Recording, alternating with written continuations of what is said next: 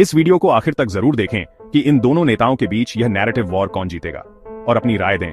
दो political Titan, कई विवाद, एक बंटा हुआ देश।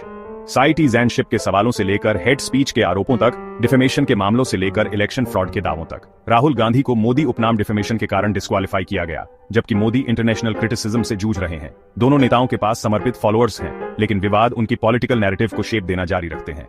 हालिया पोल्स से पता चलता है कि मोदी की अप्रूवल इनिशिएटिव इस बार 50% से नीचे गिर गई है, जबकि गांधी को बर्रत मिल रही है। दिल्ली हाई कोर्ट की सिटीजनशिप हियरिंग से लेकर ह्यूमन राइट्स वॉच की क्रिटिसिज्म तक दांव कभी इतने ऊंचे नहीं रहे। इंडिया को लीड करने के लिए किसके पास क्या है, आइए उनकी कैपेबिलिटीज, कंट्रोवर्सीज और पॉलिटिकल लेगेसीज की जांच करें। गांधी सिटीजनशिप कंट्रोवर्सी का सामना कर रहे हैं। दिल्ली हाई कोर्ट 2005 to 2006 के यूके रिकॉर्ड से कथित ब्रिटिश नेशनैलिटी के दावों की जांच कर रहा है। इस बीच इलेक्शन कमीशन गांधी से महादेवपुरा में 1 लाख वोट चोरी के दावों के लिए सबूत मांग रहा है। मोदी के 2024 के परफॉर्मेंस ने एनालिस्ट्स को चौंका दिया।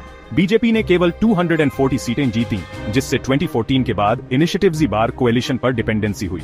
गांधी की विपक्षी लीडरशिप को 51% अप्रूवल मिलता है, जिसमें 29% उन्हें मोदी का उत्तराधिकारी मानते हैं।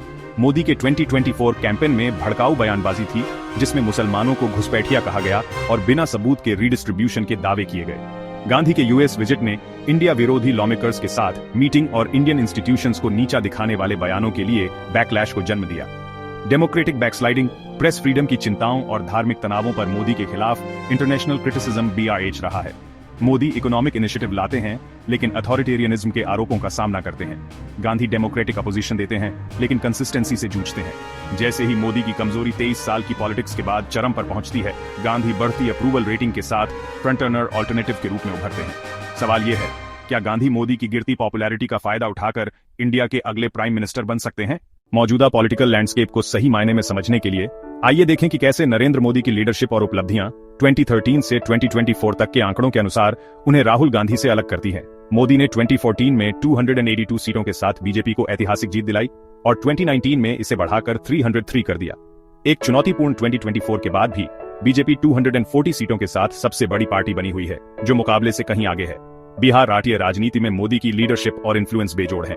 राहुल गांधी 2017 में कांग्रेस अध्यक्ष बने। कांग्रेस 2019 में रिकॉर्ड 52 सीटों पर आ गई, लेकिन 2024 में 99 पर पहुंच गई। हालांकि यह एक महत्वपूर्ण सुधार है, फिर भी यह कांग्रेस को मोदी की बीजेपी से काफी पीछे छोड़ता है। मोदी की अप्रूवल रेटिंग हालांकि 2017 में 74% के पीक से कम हुई है, 2024 में 55% पर मजबूत बनी हुई है। गांधी की अप्रूवल 51% तक बढ़ी है, लेकिन वह अभी भी पब्लिक सपोर्ट और नेशनल इन्फ्लुएंस में मोदी से पीछे हैं। मोदी के तहत 2014 से 2019 तक भारत की GDP औसतन 6.8% बढ़ी, 2024 तक 4.2% पर धीमी हो गई। बेरोजगारी बढ़ी, लेकिन मोदी के इकोनॉमिक रिफॉर्म्स और पहल देश की दिशा को आकार देना जारी रखती है। मोदी का कार्यकाल बड़े रिफॉर्म्स से चिन्हित है। Goods and services tax, demonetisation और आर्टिकल 370 का एब्रोगेशन। गांधी ने सोशल वेलफेयर और विपक्ष की एकता पर ध्यान केंद्रित किया है, लेकिन मोदी का पॉलिसी इंपैक्ट अधिक महत्वपूर्ण बना हुआ है। स्टेट इलेक्शंस में बीजेपी ने 2014 से 2019 के बीच 15 से अधिक राज्यों में डोमिनेट किया। हालांकि 2021 के बाद उसने कुछ जमीन खो दी। कांग्रेस ने कुछ फायदे किए, लेकिन मोदी की बीजेपी अभी भी एक व्यापक नेशनल प्रेजेंस रखती है। आंकड़े स्पष्ट हैं, मोदी की लीडरशिप और उपलब्धियां उन्हें आगे रखती हैं। गांधी की प्रगति उल्लेखनीय है, लेकिन मोदी भारतीय राजनीति में प्रमुख शक्ति बने हुए हैं।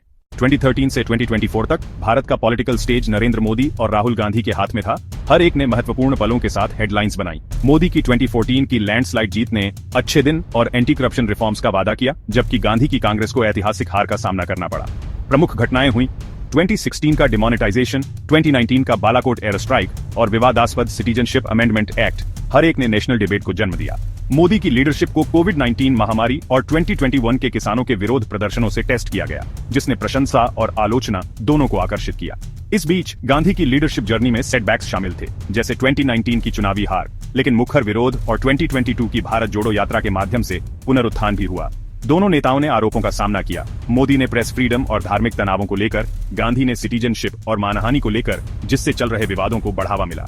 2024 तक बदलती पब्लिक ओपिनियन और कोएलिशन पॉलिटिक्स ने एक नए युग का संकेत दिया, क्योंकि मोदी और गांधी दोनों ने भारत की विकसित होती कहानी को आकार देना जारी रखा। एक डायरेक्ट शोडाउन में नरेंद्र मोदी और राहुल गांधी भारत के सबसे प्रमुख पॉलिटिकल फिगर्स के रूप में खड़े हैं, लेकिन जब हम उनकी साइड बाय साइड तुलना करते हैं तो मोदी की लीडरशिप और इन्फ्लुएंस बेजोड़ रहते हैं। मोदी अपनी निर्णायक टॉप डाउन लीडरशिप के लिए जाने जाते हैं, जो ताकत, अथॉरिटी और विजन को प्रोजेक्ट करती है। गांधी हालांकि तेजी से दिख रहे हैं, एक सहयोगी अप्रोच अपनाते हैं, लेकिन नेशनल स्टेज पर अभी तक वही अथॉरिटी या वही कॉन्फिडेंस हासिल नहीं कर पाए हैं। पॉलिसी के मामले में मोदी के कार्यकाल ने व्यापक रिफॉर्म्स लाए हैं, भारत की इकोनॉमी, इंफ्रास्ट्रक्चर और ग्लोबल स्टैंडिंग को बदल दिया है। गांधी ने सोशल कॉजेज और विपक्ष की एकता का समर्थन किया है, लेकिन उनका इन्फ्लुएंस मोदी के दूरगामी परिवर्तनों की तुलना में सीमित रहता है। इंटरनेशनल लेवल पर मोदी ने हाई प्रोफाइल समिट्स और स्ट्रेटेजिक पार्टनरशिप्स के माध्यम से भारत की प्रोफाइल को ऊपर उठाया है। गांधी को एक चैलेंजर और एडवोकेट के रूप में सम्मान दिया जाता है, लेकिन अभी तक मोदी की ग्लोबल स्टेट्स को हासिल नहीं कर पाए हैं। पब्लिक परसेप्शन मोदी के पक्ष में बना हुआ है।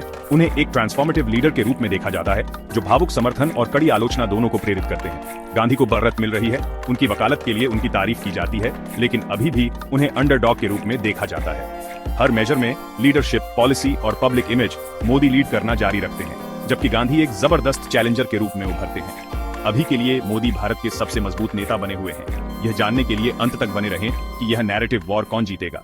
अपनी राय नीचे शेयर करें।